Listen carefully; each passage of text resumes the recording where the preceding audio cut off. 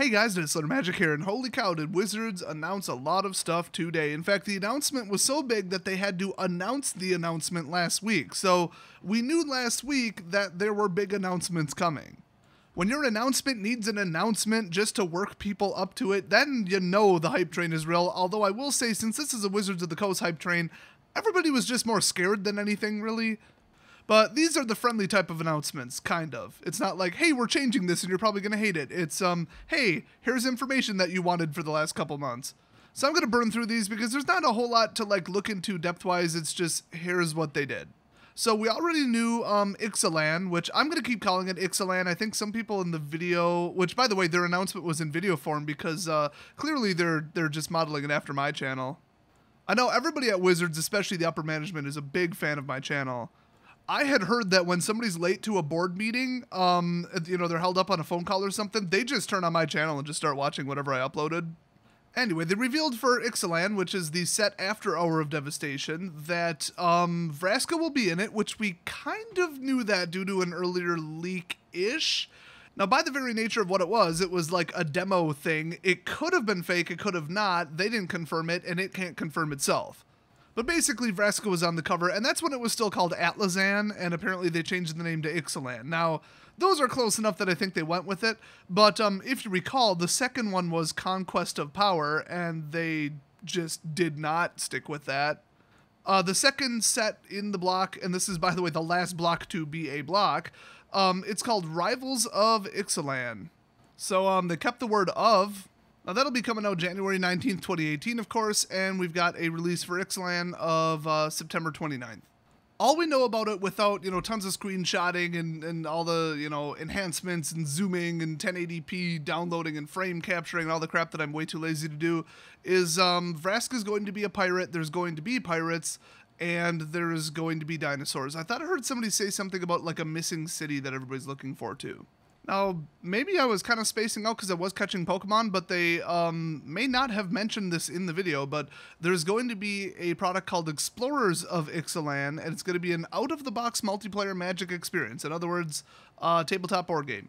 It will challenge you to defeat your opponents along the way as you search for the Lost City. Oh, that's where it was from. So I assume that that's what they're doing in the storyline of the actual Magic set as well.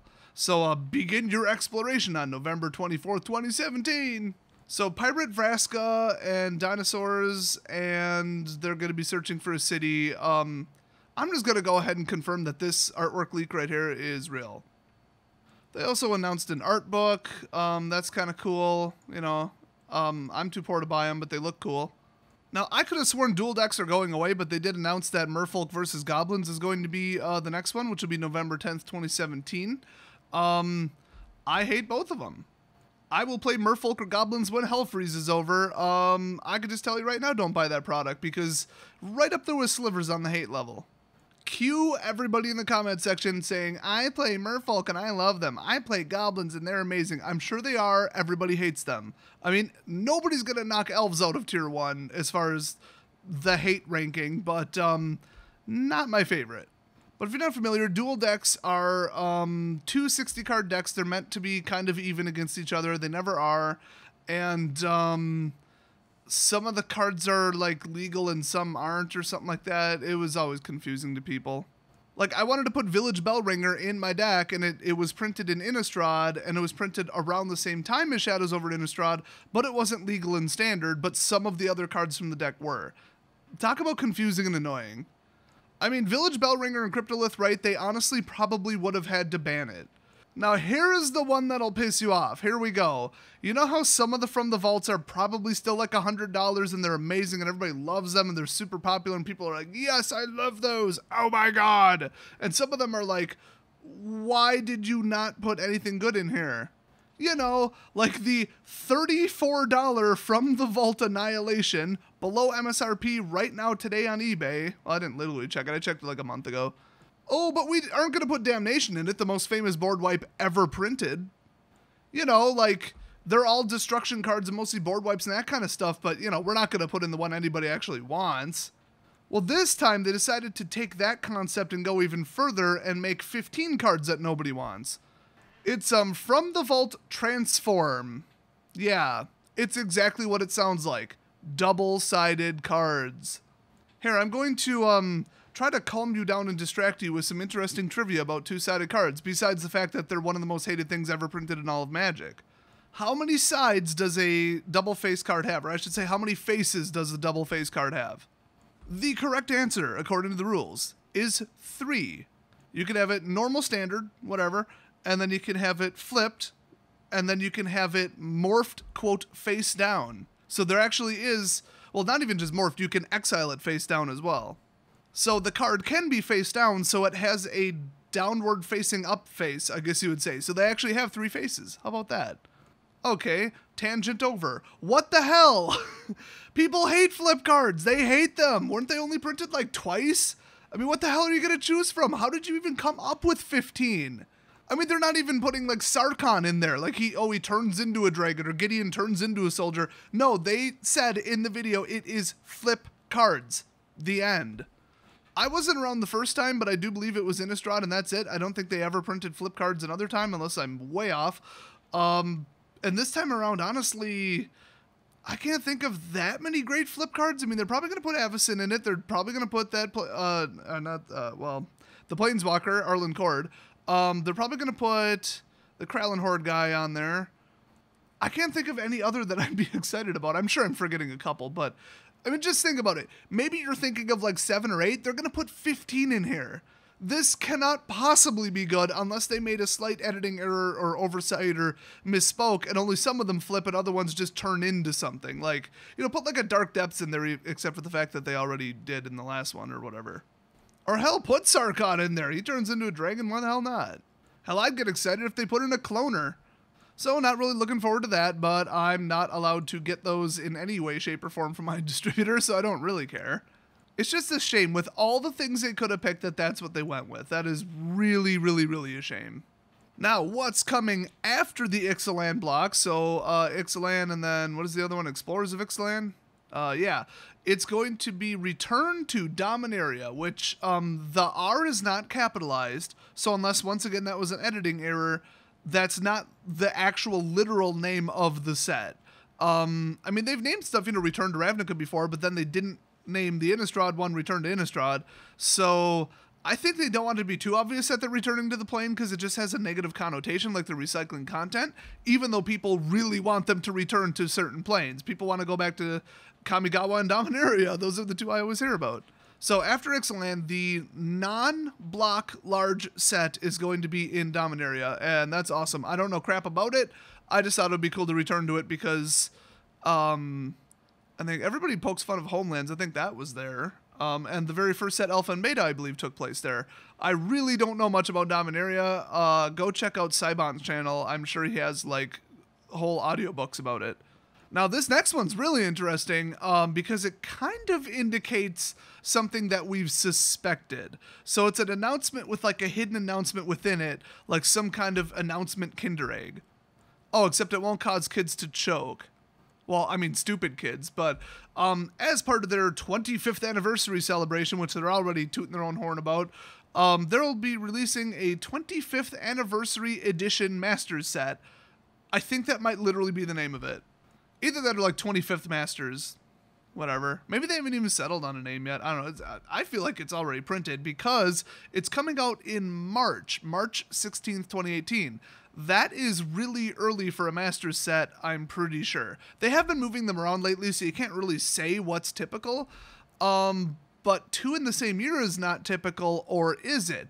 Well, 3 months into 2018, or actually 2.5 months mathematically, they're going to release a Masters set. Do you really think they're going to go the remaining, what would that be, 9.5 months or whatever, without releasing another Masters set? So I think they've already confirmed that next year is going to have 2 Masters sets in it. And honestly, I really hope it's Modern Masters 2018. I mean, just keep it rolling. There was so many cards included in MM3, and yet there were a bunch that weren't. I mean, as aggressive as it looked on the reprint policy, it's still pretty nuts what wasn't in it that could have been in it. So yeah, they could skip a year, and they also could put Modern staples in the 25th Anniversary Edition Masters. For every card that isn't Modern playable, they just lost money, so Yeah, just kind of keep that in mind. So I don't think this will be the most amazing, shocking, high value set ever where everybody's just stabbing each other in the face to get a box of it. I don't know about where you live, but that's how it goes down near me. So it's going to be 249 cards, pretty common, and available in English, Japanese, and simplified Chinese, because if you speak Spanish, screw you, Wizards hates you. That's paraphrasing / reading between the lines, though. But I mean, I'm just saying, I read it as, you don't deserve masters. Learn English, damn it, or Chinese or Japanese. Now, they also re-announced, for some reason, that on July 20th, 2018, I think we already pretty much knew this, core sets are coming back, but they're not, because they aren't core sets. They're not even going to be called that with the evidence we have so far. So they're not really bringing back core sets. I don't see how they're different now, but they said they're tweaking the formula, as they called it. So it is a brand new product. It's going to be similar to core sets, but as everybody suspected, they're not just plain old bringing back core sets. They would never do that. Never gonna happen. What they're doing is creating a brand new product based on core sets that's similar but tweaked to actually be better and actually make money. It's kind of like you can't say, oh, Planeswalker decks are just the intro decks or whatever people are comparing them. Oh, they're just the dual decks. Well, no, they're not. They served a different purpose. They're better than the products that came before them, and they're distinct. I think that's how you can think about the core sets. Now, I have said in the past that I liked the core sets, but what I specifically meant is I specifically liked M15 and M14 at all. I don't like core sets in general. I think they're crap. They're just a bad product. They're stupid. They're a waste of time. You might as well just print a full set. They don't have the staff or the time or the testing for it, apparently, so they have to do a 50% reprint set. I don't know, whatever. But some of the cards in M14 and M15 I absolutely loved. That doesn't really mean anything, though, and I started playing right when M14 was cycling out, so I got to play with it briefly, and I'm like, oh man, I love Jace, I love that, but that's because I was new to the game. Of course I loved it. I'm way too biased to, actually review them. I do find myself using a ton of cards from M11 and M10, though, in my Commander deck, so I don't know, maybe they just have smart choices for reprints, because a lot of them were, but a lot of the unique cards I really liked, too. But see, all that means absolutely nothing, because they could design amazing, cool, fun cards that I love that have never been seen before in a non-core set because, well, they're mathematically twice as likely to do that because core sets are 50% reprints. So anybody saying, oh, I loved core sets, no, you probably just love certain particular cards in it or you like drafting it or something, but as a product as a whole, you kind of got to admit it wasn't that great. So I'll be interested in seeing what they come out with, but already I'm not ordering very much just in case.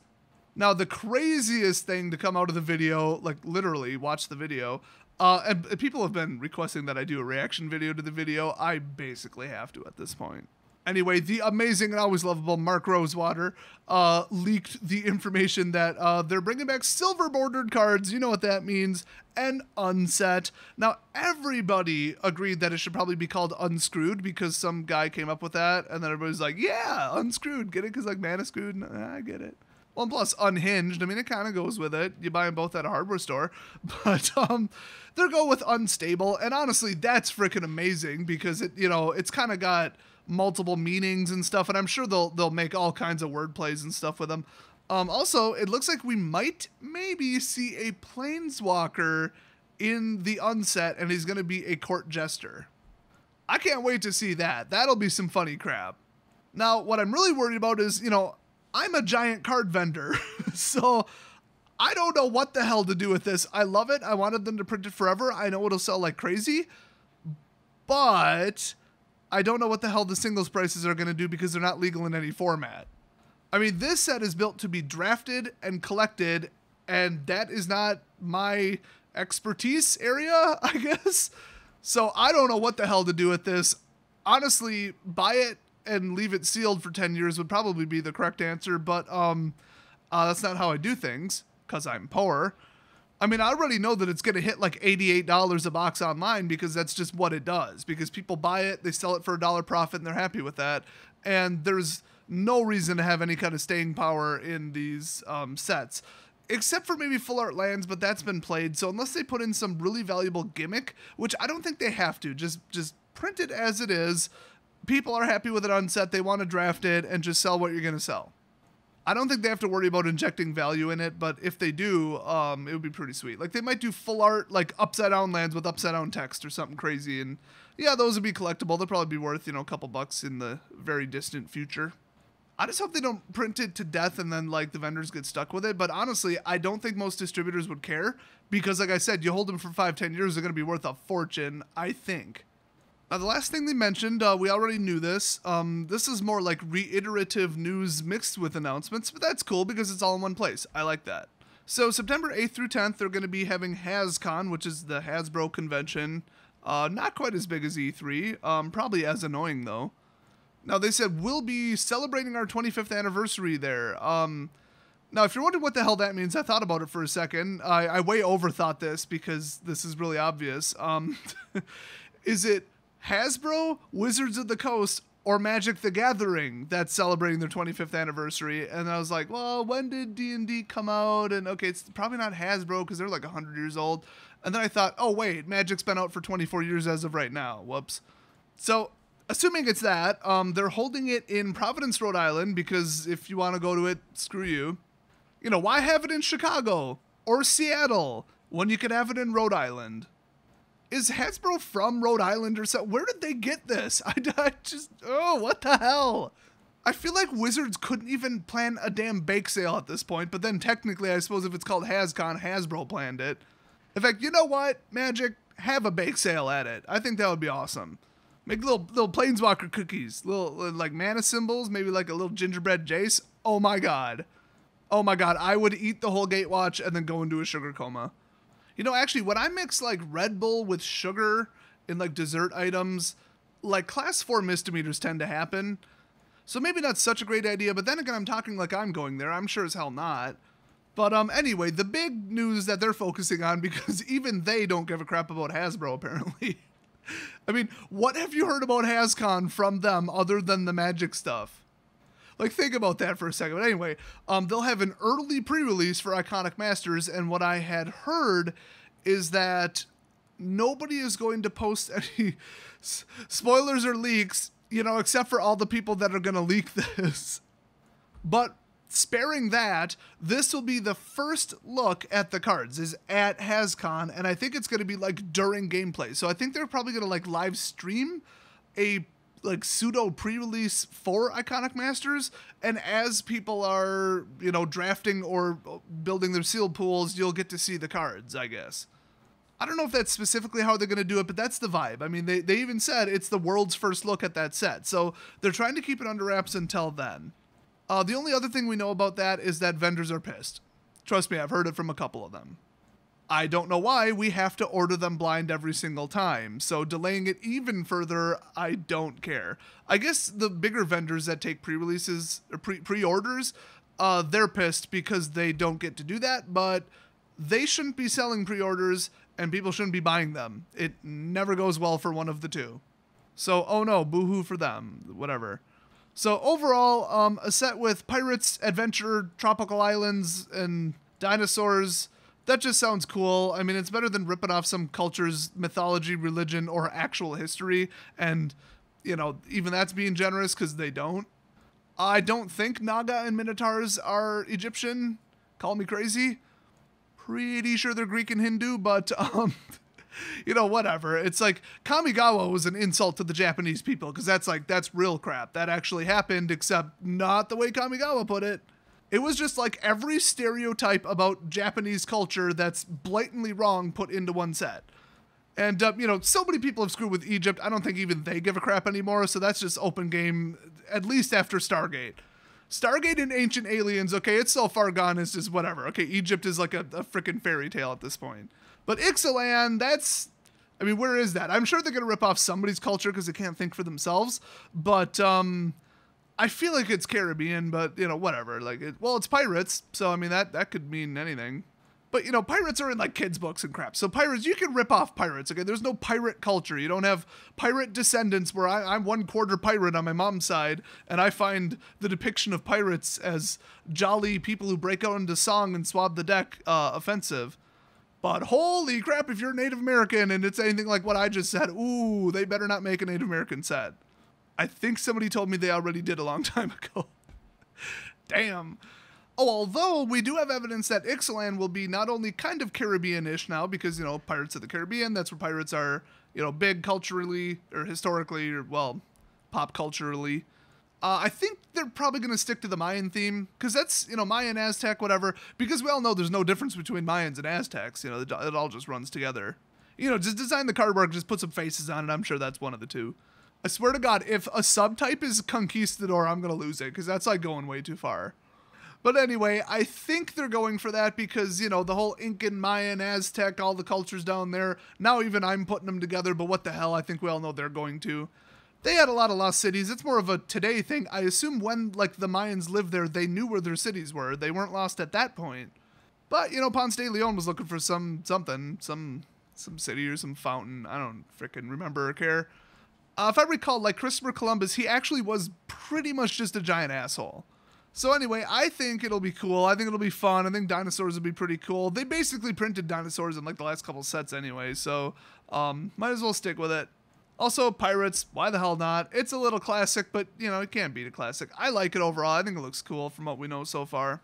One more leak that was in the video but didn't actually make it to their article is this little gem, which I think everybody saw coming. Oh, look, one of the two Planeswalker decks for Hour of Devastation is Nicol Bolas. Who would have thought? Now, if they make this one more powerful than the real one, I'm going to have a stroke. I actually haven't read this yet. So, he costs 8. I believe that's the same as the other one. Way too lazy to look it up. Each opponent loses 3 life unless that player sacrifices a non-land permanent or discards a card, and that's a +3. So, I mean, you know, that's weak. That's not very good. Already the other Bolas is better. Now, we have no idea what his loyalty is when he comes in. I would assume it's like 7 or 8, but +3 is pretty damn good.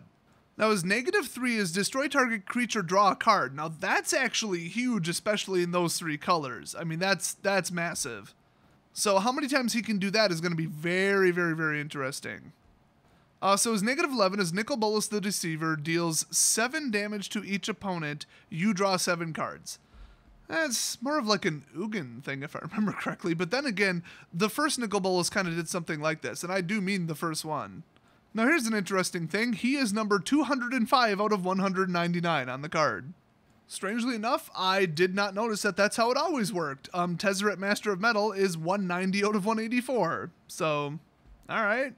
Now, the announcement, pre-announcement, super announcement, post-announcement announcement is that, I believe they said last week, we were going to hear this week, I think they said, about why the lands had to be added. The basic lands had to be added. So instead of 184, it's 199, and it was changed. And Rosewater said it was because they had to redo the artwork for some reason. Now, there are some really good theories in the comment section in my video about that, so check that out if you want. Also, check out the original video. It's just type in, I don't know, June 2017 Magic announcement or whatever. I guarantee I'll be too lazy to link to it in the description. At the end of it is the trailer for Hour of Devastation. Actually, screw the whole video. Just watch the Hour of Devastation trailer, which they also posted.